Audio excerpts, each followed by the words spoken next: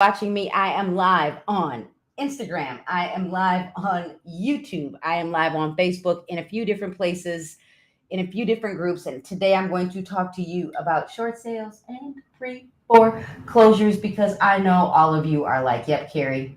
Hey, let's see. I think I look better like that. I don't know. It's one of those days. This is what happens when you help a team of new leaders or a team of already leaders launch a new women's council network. And I'm coming in hot. I'm coming in hot. So again, grab the new real estate agent journal if you have it. If you don't have it, that's okay. You can go to Amazon and invest. We are around page 92. Grab your pen because this is gonna be good. And by the way, I know most of you that watch me, you're a real estate agent, but I also have clients. So if you are a buyer, a seller, an investor, yeah. If you're someone thinking about building wealth, if you're a real estate agent thinking about building wealth, this is the conversation we need to have. I always have agents that are like, hey, Carrie, can you talk to me about short sales and pre-foreclosures? I even had an agent wanting to build marketing. What's hard is if I build the marketing for you. Excuse me, we're going to grab water first before the coffee. If I build the marketing for you and then you mail and then you don't know what to say, right? You don't know what to say when someone calls you about a short sale or a pre-foreclosure, you are going to be like, oh, Carrie, right? So good morning, good morning, good morning, good morning. All right, yeah, and I see you, Samantha. All I'm saying is I'm gonna put Samantha on blast on social media because on Facebook and the other platforms because all I have to say is you should have been in that room if you were in Illinois. You should have been, or at least in the south suburbs, because that's who we really, really, really wanted to reach. All right, so here we go. The goal today is working with short sales and pre-foreclosures, but I have to give some of you some information. Hey, Donna, I got to meet Donna in person. I got to meet a few of you in person for the first time. Yep, coffee's still hot. So here we go. Yes. So let me tell you, today I was coming in hot. Today, hold on, I'm going to pick some things. Come on. So today I was truly coming in hot, and you, if you guys know me, I have to get up, work out, get dressed, shower, all that. So it is what it is. I have to can't just join you live. All right. So working with pre-foreclosures. Now, what some of you, so here, let me tell you what I did. Is I literally went and looked at my history. So all of you know, if you don't know, I've been in this industry since 2001, or I should say licensed since 2001. And I have here, so 1, 2, 3, 4, 5, 6, 7, 8, 9 short sales. So I'm looking at my 9 short sales that I worked with. And let me tell you, in some of these short sales, I am pretty sure that everybody owed me a paycheck because I didn't know what I was doing. But anyway, so my story with short sales is we didn't have the courses that you have today. So we didn't have the courses that you have today. Now you have all these awesome courses, the short sale foreclosure rep course, and all of you should consider taking it. And when I talk about some of the numbers, I looked up like around the Atlanta area, and then I looked at Illinois. I should have gone a little further, but I would have really been late. So I've been working in the shorts. So let's see, from the data I was able to pull, I have a short sale as far back as like 2012. But I'm pretty sure I had one in 2009 or 10 before all of the courses came out. So anyway, so when we talk about short sales and pre-foreclosures, what's the difference between a short sale and a pre-foreclosure, or could it be both? So a short sale is a property that someone is selling short of what they owe. It's a property that someone is selling short of what they owe. So here's an example. If you have a property and I bought it for $100,000 and then today it's worth $80,000, that would be a short sale. Now, a short sale does not have to be a pre-foreclosure. And in this market it is probably rare that someone is selling their property short. It's probably rare that they're selling their property short unless they bought it last year and all of a sudden they lost their job and now they have to sell it short. Now, when we talk about pre-foreclosures, what's a pre-foreclosure? This is a property that's in pre-foreclosure. It hasn't been foreclosed on. Homework, write this down. All of you need to go Google your state to find out what type of state you're in. In Illinois, we keep our properties, we own them until they're foreclosed. But then there's also a right of redemption. Now, I also want to tell you, I'm not an attorney, but I know what Google is, and I know how to look up Fannie and Freddie's guidelines, and I read. So all of you need to figure out what type of state you're in. So in Illinois, the person that purchased the property, the mortgage holder, the mortgagor, the mortgagee is the bank. So when you go to buy a property in Illinois, we own the property. If I bought a property in 2009, let's go with I bought a property in 2021, and then I decided to stop paying the mortgage in Illinois. I own the property until it forecloses. But then there's also a right of redemption. So again, go Google your state, figure out what the right of redemption is, because some states, like I think Arizona, if you stop paying your mortgage, look out, you might have to start packing your stuff because you could be put out pretty quick. So you need to know the difference. Now, when we talk about a short sale and a pre-foreclosure, a short sale and a pre-foreclosure. I'm sorry, I got distracted with my friend Samantha over here. So you could have a property that is in pre-foreclosure, but it is also a short sale. A lot of times people, when they hear the word short sale, we think it is also a pre-foreclosure. Not true. Now, I do have to tell you, and I might have to grab the link here on for Facebook, but in my Linktree bio on Instagram, I gave you the Fannie Mae guidelines. You don't have to download it. I just went and found the link, and I gave you all the guidelines. Now, you can Google Fannie Mae short sale guidelines, and you can Google Freddie Mac short sale guidelines. A lot of you want us to tell you what to do, and I'm telling you, this is the power of going to an event. So Sheena hung out, and there were 2 agents that stayed after. I'm like, you guys all want to learn from other agents. And Sheena said, Kira, you always say, I own you if I have to tell you what to do. Right. Oh, I see an awesome typo up here at the top. Oh, well. So if you're someone that wants to learn this, you got to read. You got to go look up the short sale guidelines. It's in my link tree. And as small as it is, you might want to print this puppy out, grab a giant highlighter and highlight so you know the rules. And you need to know the rules, even though you're not an attorney and you're probably going to work with an attorney. And I'm going to talk about some of the rules. Now, because of short sales, our MLS had to change decades ago. Like we didn't have rules on short sales because your commission might change if someone had to sell short. Now, I told you how to find the Fannie and Freddie Mae guidelines. So here, let me just talk you through this. Let me talk to you about how to work with a short sale. Now, write this down. And I don't have this written down in my notes, so here I am just going to talk to you. Someone calls you today, because this is going to look different, and it's going to look different for every seller. Someone calls you today, and this is in no specific order. Someone calls and they're like, ring, ring, Carrie. Donna Baker, Sheena's new cousin. So someone calls you today and they're like, I haven't been paying my mortgage and I need to sell my house. It's a short sale. Let's go with it. It's going to be a short sale. And they might not even know what that means. The first thing you need to do is you need to set them up, depending on which state you're in, with an attorney, and you need to find out how motivated they are. And then I'm going to tell you what I would do. What I would do next. Now, again, I've been doing this as long as the attorney's in Illinois, so I could go through the whole process without an attorney. I don't recommend it in Illinois, but I could. So I want to know if you're on board. And so I'm going to write this with you so you have my tips later. So number 1, is the seller on board? So I'm taking notes with you. Seller on board. And that's tip number 1. Because they need to be motivated, because the next thing they need to do is you're going to tell your sellers old school. And I'm going to pull up, I'm just going to say, grab a notebook. This is a cute notebook. Tell your sellers you need a notebook. And if they're like, well, I don't have one. Okay, well, when I set up my appointment with you, I'm going to bring you a 70-page spiral notebook. They need a notebook because they're already stressed out that the bank keeps calling them. And we're going to talk about some of the data, because some of you are like, well, we don't have pre-foreclosures and short sales. But that's okay, because we do. In Illinois, I've got 1,877 pre-foreclosures that haven't hit the market.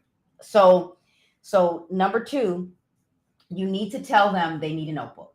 They need a notebook. And then when I don't have one, you're going to bring one. 70-page notebook. Number three, if they don't have a notebook, I don't care if it's an envelope, a napkin, a piece of paper, a blank sheet of paper, something. They need something to write on. Because the next thing you're going to tell them to do is write this down, the loss and mitigation department, MIT, mitigation department, loss and mitigation department, right? So that's the third thing they're going to do. And when they call, this is why the notebook comes in handy. And let me just sidetrack for a second. I don't care if you're a real estate agent. I don't care if you're not a real estate agent, if you're a past client, current client of mine. If you're somebody else's client, you're like, Carrie, I just like you and I just want to learn from you. The reason, if you're not paying your bills on time, you need a notebook, because some of you will stop taking phone calls because you're stressed out and you need to take phone calls. But someone that is going through a pre-foreclosure is stressed out. It's overwhelming. The world is ending and they can't focus.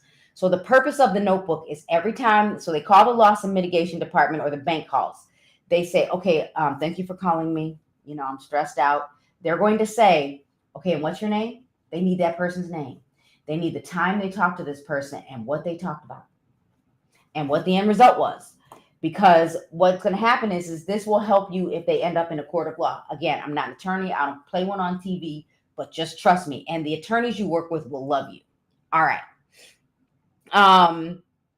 Now, so now that they've done this and they've called the loss and mitigation department, when they call the loss and mitigation department, so here, let me write that down. Call loss and mitigation. They're going to ask for a short sale packet.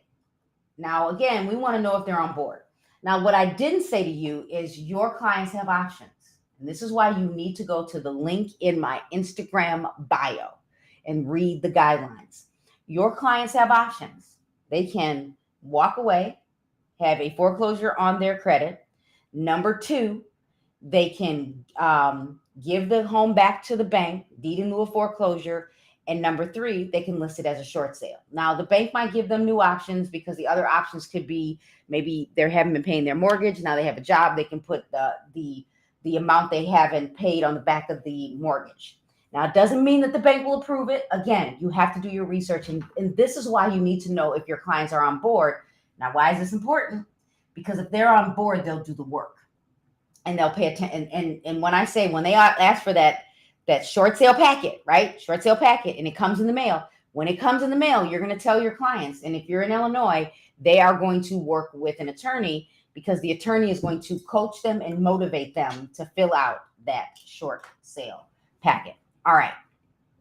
So now they get this short sale packet, and it's going to feel like a lot.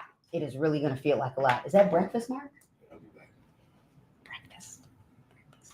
So when they get this packet, they're going to have to tell the truth about who they are, where their money goes. They're going to need to show all of that. And this is why they need to talk to an attorney. So they get the packet, tell them they need to fill it out.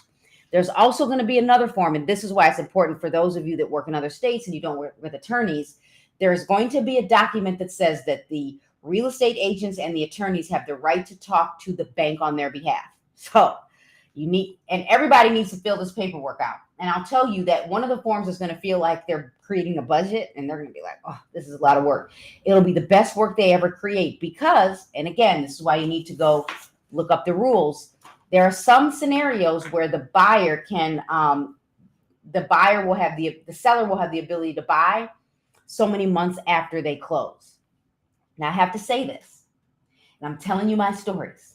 So there was a time when I've had short sales and the attorneys, because I'm not an attorney, would say, oh, you need to stop paying your mortgage. I'm going to go with not true.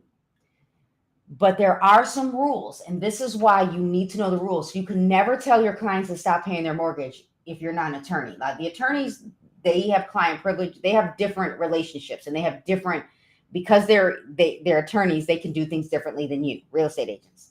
So I can never tell my clients they can't have to stop paying their mortgages, and the rules get updated all the time.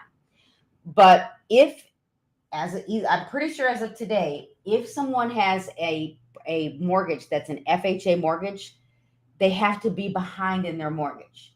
So I just shared with you, and by the way, highlight the rules so you can share that with the seller. Now, if it's a conventional loan and they're short, they don't have to be behind to sell. They don't have to be behind. And I've had attorneys say, oh, I won't help you if you're not behind. And I had a client say, hey, Carrie, so respectfully, I call my attorney friends, right? Even if you're not my attorney friend, because I've read the rules and I'm like, okay, hey, attorney friend, I'm just saying, you told my client, whoever my client is, that they have to start paying their mortgage. Can you tell me why? Well, they have to. Well, where's that rule? And then when the attorney's like, well, that's all pre-foreclosures or short sales. I'm like, well, per the Fannie and Freddie guidelines, the seller does not have to be behind in their mortgage to sell short. So sometimes you have to talk to your attorneys. Now, again, respectfully, talk to your attorneys. So now your clients are on board and every market is different. I am telling you, I like to do all of this work because here's what you need to know. Properties have to be on the market for a seller to give their home back to the bank, deed in lieu of foreclosure. So now here, write this down because I'm talking about your paycheck, although I can't talk to you about your paycheck for antitrust purposes, but here we go. Antitrust purposes, you are going to go back to your managing brokers and your designated managing brokers to talk about what the compensation might look like. If you have a seller that says, look, I know I need to put my home on the market because I need to sell, but if the house doesn't sell in so many days, I'm giving it back to the bank. So what does that look like? Because you've done work and you want to get paid. You want to get paid. So write down, talk to your broker on fees. And here's another thing you need to talk about. Now I'm going to give you a scenario. Here we go. This is not set in stone. This is not a golden rule. This is you need to do your research. All right. So I'm saying I've had 2 short sales. I'm trying to fix something because I cannot even see. Okay. So this is what you need to do. If let's say you have a short sale and it's 40,000, because I've had 2 that sold under 40,000, but I didn't know what I didn't know. So I'm going with the split. I'm going with the commission split. I didn't know. So what I did is what I've learned from that process is I talked to my managing broker. I'm like, next time I list, I don't think I want to do a commission, a percent. I want to do a flat fee. I want to work with a flat fee. So talk to your managing brokers and find out if you can list with a flat fee as opposed to a percent. Because at the end of the day, I was like, man, I was working for free, but I got the experience. Ooh. So no one wants that. All right. So make sure you look that up. So now you put the house on the market, and here's the other things you need to know. House goes on the market, you don't get an offer. Every 10 days, drop the price. Every 10 days, you're going to drop the price. But this is why you still need to take the short sale foreclosure rep class or representative class, because then it'll kind of coach you on what you need to do. And here's the other thing you need to do is every time you drop the price, you need to do another market analysis, and you need a folder, a file to keep all of this information. You need all of it, because then when you get an offer and the bank comes back, because the bank is not a party to the transaction. It is the seller and the buyer, but the bank up here has to approve it because they're not going to make what they wanted to make. Now, here's a tip for those of you that want to get into this market. Go target the luxury market, because people want to work with people they don't necessarily know, because you don't know all their friends and family. You don't know everyone. You're not the realtor from down the street. You don't know their business, so it could work out for you. And the cool thing about listing a property that is a higher in price is the bank's still going to get a check. That's the cool thing about listing properties that are higher end. All right. Now, if you are an investor, and you're listening to this is for all of my realtor friends and my investor friends. There's always a deal, but I need some of you to start putting your money up, right? The kids now say, I'm stacking bundles, or whatever it is, whatever the bundle is. Put your money away. Gas prices are up, right? There are going to be some people that are like, ooh, pay for gas, pay my mortgage. Like, put your money up so when properties do go into pre-foreclosure or they end up in foreclosure, you will have the ability to buy. I'm telling you, capitalism, some of you got, if I could just show you my market right now, this was us in 2008, and then we like tanked. And then we went back up, and we are now above 2008 prices. If you are a seller watching today, I'm just saying you should list your house. Get it on the market. If you are a seller and you're like, Carrie, but there's nothing for sale, ask me, ask somebody. We need to go find a house for you. We really need to go find your house, or you need to figure out how to rent, because you're going to make more money today than ever in history. But remember, what goes up comes down, what goes up comes down, what goes up comes down, and it will be different. But there's always something that impacts real estate. And right now, it's your food, right? Eggs and bacon. Man, we don't have any bacon in the house. We have eggs because we're buying eggs. Gas, I was just talking to my twin, and we're trying to figure out how do we go buy a car you plug in, because everything impacts the real estate market. All right. So I gave you all of my tips. And so now you drop the price. And then now the mortgage company, works with you and the attorney. And by the way, when you talk to the attorney, when you talk to the mortgage company, you need to write this down and you need to update everyone. And by the way, when you work with, and I don't even know what step, I'm somewhere around 6 or 7, if anybody's taking notes. When you talk to the attorney, you need to update the buyer and the buyer's agent. So let's say D is the buyer's agent. I get permission from D to update everyone. Now, when I do update the buyer's agent and the buyer, it's going to be basic. Hey, I just want to let you know where we are in the process. We got an approval. The attorney will send over all of the information and let us know if you're ready to move forward with the inspection, whatever the process is, right? Then you're moving forward with the transaction.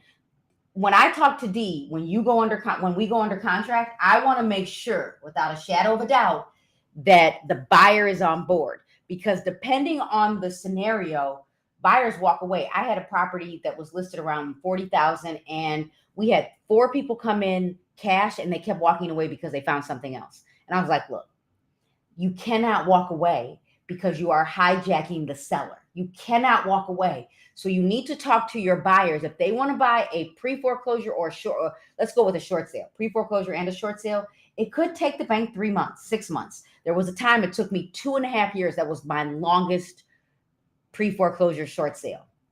Like I said, everybody owed me money. It was like everybody came up. I didn't come up. Even the seller walked away with cash for keys. So buyers need to understand that a short sale can take some time, right? You have to be patient. So now everyone's on board. And please make sure you document everything. Keep everything. And then when you update the seller, it could be a little bit different. And tell your sellers they need, again, that notebook is key. The bank will only allow 2 approvals. Now, D, I don't know if that's true. You got to tell me more about what you mean by the bank will only allow 2 approvals, because in my scenario, the bank allowed 5. So I'm going to say as a real estate agent, you don't know if you don't ask, and you don't know if you don't push. And I have literally had short sales where I was able to, I had the rep go off on me in all red and all caps. And I was like, I'm just nice, but it was the best deal ever for my seller. They had bought for $250 and sold for $37,000. Listen, if a bank tells you they will only allow, be nice. Even if they're mean. And here's what you don't know. Now, the market is a little bit different today, but there was a time when I had to go to Twitter on deal. Now, I had 2 short sales that I had listed, and the seller eventually gave them back to the bank. But I had 2 short sales that were Bank of America. And I literally went to Twitter and I said, can you please tell me when you're going to let me know when the left hand knows what the right hand is doing? Oh, here's what you don't know. Now, again, the process changes because there aren't as many pre-foreclosures and short sales today. Be nice, right? What's the movie, Roadhouse? Just be nice. So the Twitter is gold for me. Everybody calls me back if I tweet, because they're like, whoo, she's on Twitter. So the bank called me And the bank was like, we apologize. We're working with a third party. And I was like, oh. So there was a third party that had, when I eventually talked to the rep, they had 300 transactions and their turnover rate was huge. This person was unloading, telling me everything. So they had over 300 transactions and they couldn't process fast enough. So now and then the other thing I learned was, oh, there's a short sale department and a pre-foreclosure department and the collection department. There were 3 people doing 3 different things. And don't ask them to try to put what you're paying on the back of the mortgage. Like there were 4 people involved in the transaction and nobody knew what was happening. This is why you need a CRM and this is why you need a team and everybody needs to see what's happening. Because let me tell you, nobody knew what was happening. Nobody. So, and let me go back to, this is why your sellers need a notebook. And your sellers need a notebook because when they get, and by the way, they need a notebook and a grocery bag. I call it the jewel bag because in Illinois, we have the grocery stores called Jewel. So whatever your grocery store is and you get those plastic bags, everybody needs a grocery store bag, a Ziploc bag. You need something, a regular file folder, because every time the bank sends mail, open the mail, open it up, and are there any dates? If you have an attorney, call the attorney. I have a foreclosure date. Okay, I'm going to need you to go to the courthouse because then your client, and again, I'm not an attorney and I don't play one on TV. Your client's going to go to the bank. Go to the courthouse in front of the judge. The attorney might go with them. You're not going. And your client is going to go to, and again, I'm not an attorney. Talk to your attorneys. Consult. Your client's going to have their notebook and they're going to have their folder and they're going to have their listing sheet and they're going to tell them, my property's on the market. Can I get an extension? They need to be vested because it will buy them time and they won't get put out on the street. And these are things that people do not know. And yes, some of you need to watch the replay. Some of you need to watch the replay. Yeah, there you go. Yeah. All right. So let's see. What do I want to share with you? I think I gave you everything you need. So let me just recap. I went over the difference between a short sale and a pre-foreclosure. Remember, a short sale is when a homeowner is selling short of what they owe, but they might still be current on their mortgage. A pre-foreclosure is when the homeowner stops paying their mortgage, but they might not be upside down. They might not be underwater. But a short sale and a pre-foreclosure is they're underwater, meaning they owe more than what the house is worth, and they stop paying their mortgage. So it's short and it's a pre-foreclosure. You need to make sure you look up the Fannie and Freddie Mae guidelines. Go to the link in my bio on Instagram, and I put the guidelines there. You can go Google Fannie, Freddie Mac guidelines. They're about the same. Make sure your clients are on board. So here it is. Number 1, sellers on board when you call. Number 2, they need a notebook. Number 3, they need to call the loss and mitigation department. Number 4, they need to ask for the short sale packet. Number 5, talk to your broker. And I should say 4A is when they ask for the short sale packet and they get it in the mail, they're going to fill it out. And then they're going to scan it and send it back. First, they need to make a copy and they're going to scan it and send it back. And they're going to make sure that you and the attorney have permission to talk to the mortgage company. And there's some things you're going to have to write down, like you're going to need their mortgage number, you're going to need the 800 number, and you're probably going to need the last 4 of their social because you're calling on their behalf. Number 5, talk to your brokerage about your fees. Like, can you do flat fee? Does it have to be a percent? And then let's see. Number 6, your clients, every time you work with the buyer, once you get a contract, number 6 is every 10 days drop the price and do a new CMA and keep track of everything you've done, because if you don't have an offer, you need to track that you've been trying to get an offer, because the bank might come in and say, oh no, we want this. And you're like, no, we don't get this because this is why. So you need to track everything you do. Make sure you communicate with the buyer's agent, get permission from the buyer's agent to talk to the buyer. And then you're going to update everyone every week. I like to call it Follow-Up Friday. Today is my Follow-Up Friday. Follow-Up Friday, follow up with all of your clients. Follow-Up Friday. And it's a good day to get a price drop. Yeah. Overnight is key. Yep. D said your number 7A or B or whatever is make copies and overnight it. And the benefit of overnighting or something with a signature is you have proof that they got it. And that notebook is huge. Everything you do, write it down. And I just gave all of you as real estate agents and sellers a tip. Everything you do, it didn't happen if if it's not in writing.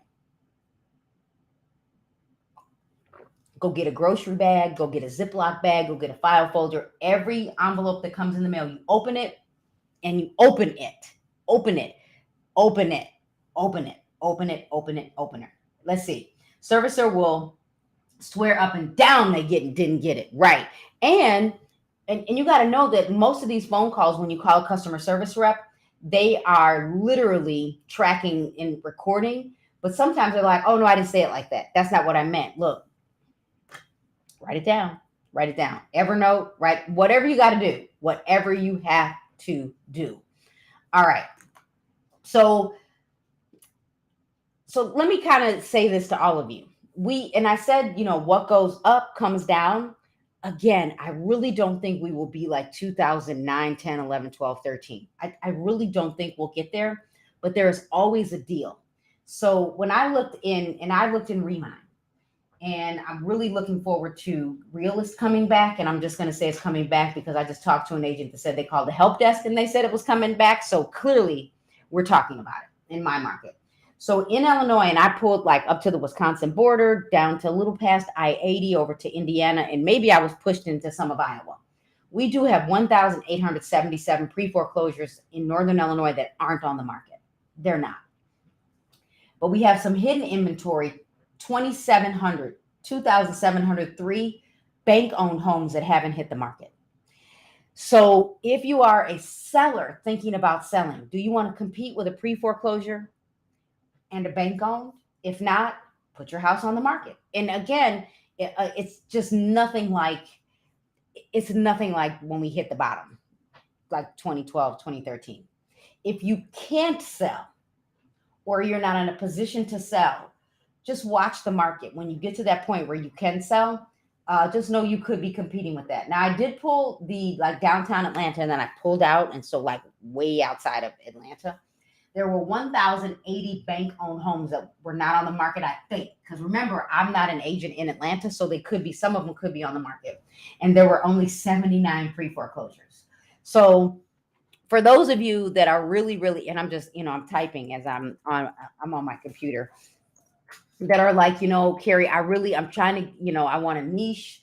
I'm not getting any deals. Some of you could start targeting the pre-foreclosures and short sales, because it could be an opportunity for you to practice. Because here's what if you were to go after a pre-foreclosure, the benefit is you're going to, and I did say you need to create a market analysis, but typically that's someone that's in pre-foreclosure, they just need you to give them the meat of it. That's really what they need to do. So here, I'm going to go over to Dallas. Why does it do this? Like, let's see, Texas. Let's see if it'll let me pull. Let me see. Allen, Texas.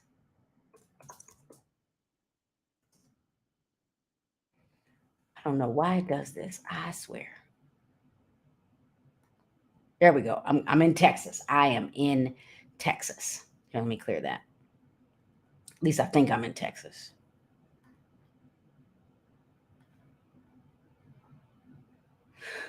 All right, here I am. Oh, and you can pull by the school boundaries in Remind. So just wait till I get Realist. So I am now in Texas, and I'm not going to put in pre-foreclosures. So for those of you that, I'm not going to put in the status because this is really not my market, but I'm going to put in list pendants, and I am somewhere near San Antonio, and there's only like 7. Here, I'll zoom out a little bit. Let's see how far I can go out. There's like 34 pre-foreclosures. So the market is still hot. But if I change this to foreclosures, there's 194. San Antonio, I've hit like 104 near Austin, 30 near San Antonio. And if I keep going out, and I'm still in Texas, like in Houston. Oh, I'm coming to Houston. Let's go to Houston. Bank owned around 166. And then if I choose list pendants, and again, this is not my market, there's like 3. So list pendants is typically pre-foreclosure, but again, I don't know the rules for other states. But because I want to buy a house in Florida, let's go look. I am using, for those of you that want to know the program I'm in, I am in a tool called Remind, but eventually You can also check Preforeclosures and RPR if you are a Realtor member. Realtors Property Resource. Just Google that. So I am in Florida. List pendants. Kissimmee. There's 10. Ugh. Let's go to let me just pull all of this, all distress deals. 22. Yeah, that sucks. But let me just pull like a lot of this. Let me zoom out in Florida. So somewhere near Hunter's Creek, there's so in my map view in Florida, and I am up as far as Oakland. I'm down here. Let me move out because I don't even know half this stuff. So I am near Orlando, 448 distressed. Near Satellite Beach, there are 122 distressed. Near Haines City, Davenport, 111. Let me just look at the pre-foreclosures to see. Let's see if I get notice of default. Oh, so near Orlando, let me turn off this notice of default because I don't know what I'm getting. So pre-foreclosures near Orlando, like 320 pre-foreclosures. Show me where the money is, right? Let's see. I found 90 in a portion of the Chicago market. I noticed a lot more have gone into pre-foreclosure since January. Yes, here's why. Because the moratoriums have been lifted in a lot of our areas, so we're starting to see more pre-foreclosures. And anyone that was in pre-foreclosure pre-pandemic, like 2020, like March of 2020, a lot of these properties, they were, you couldn't foreclose. So there are people that have been living in their houses for a few years and just didn't pay their mortgage. So here come the banks. Give me my house back. And they don't really want that inventory, but they're coming. So again, there's absolutely no reason why you can't do this business. It's called work. It's called work. It's called work. So let me say this to all of you. For those of you that kind of hung out with me, I am teaching a Cloud CMA class on, let me go see if I added it, a Cloud CMA class on Monday, the 14th. Let me go look, see if I put it in my link tree. And so if you want to join me, complimentary class, Cloud CMA, and it's lead generation. So lead generation. So don't see it here. I don't see it here. So I'm going to go add that class, my Zoom class. And then on Thursday, so the next 4 Thursdays, I'm teaching your first 6 weeks in real estate. I already taught the first 2. If you are in the agent journey, the replay is in the agent journey membership, and it's on Facebook. So you can see the first 2 replays. If you're not, I'm going to have it available where you can buy the entire program, but you can catch it for free if you join. So if you want to join me for Cloud CMA, I am adding this. Matter of fact, here, I'll do this. For those of you that are currently watching on Facebook or everywhere else, I'm going to add the link. So I'll do a few things. Here we go. I'm going to add the link to Linktree. And if you are on Facebook and you want to join me for Facebook, I didn't stream to LinkedIn, I don't think. Facebook or let's see, I got to change that. Facebook, YouTube, here's the link. I'm going to post it. It's going to be Cloud on 3/14 because I'm sure nobody has that bit.ly link. So if you are on Restream, or I'm sorry, you don't know I'm on Restream. Here, I'm going to type this. So this is Cloud CMA on March 14th. And here's the link. So you can join me. So I just shared this to, there it is, Cloud CMA on March 14th. And if you are on Instagram, I'm adding the link to my link tree. March 14th, and this is at noon Central Time.